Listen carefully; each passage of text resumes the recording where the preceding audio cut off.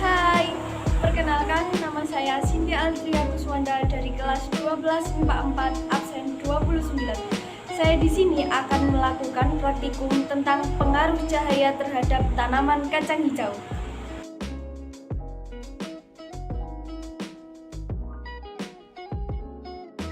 Yang pertama, biji kacang hijau.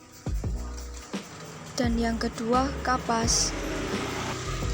Yang ketiga, gelas kosong untuk meletakkan biji kacang hijau. Dan yang keempat, air dan sendok.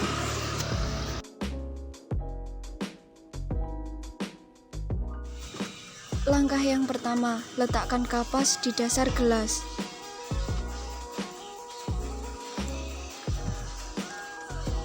Selanjutnya, ulang yang sama untuk gelas yang kedua.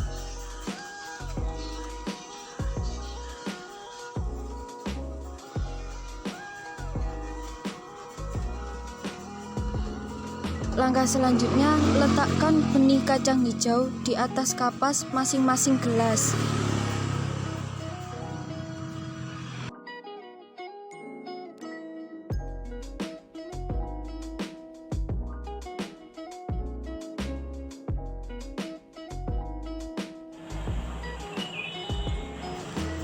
Lalu, labeli gelas agar tidak tertukar.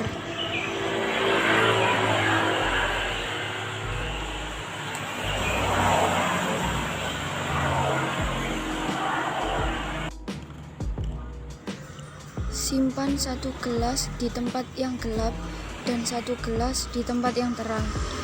Dan jangan lupa untuk disiram.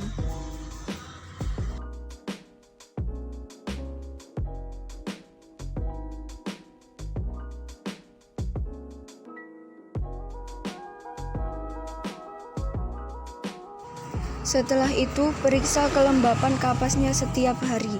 Amati setelah hari kedua dan seterusnya. Jagalah agar tidak diganggu hama.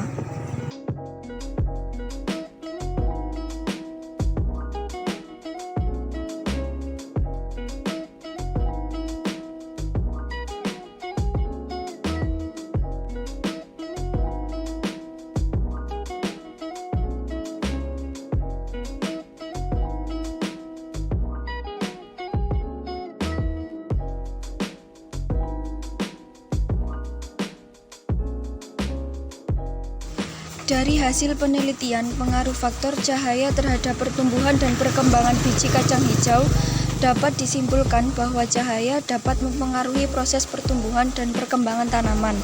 Proses pertumbuhan dan perkembangan tumbuhan membutuhkan cahaya, namun banyak sedikitnya cahaya yang dibutuhkan tiap tumbuhan berbeda-beda. Begitu pula dengan tumbuhan kacang hijau. Dari penelitian yang telah dilakukan terhadap pertumbuhan dan perkecambahan biji kacang hijau yang diletakkan di tempat gelap dan terang akan mempunyai perbedaan.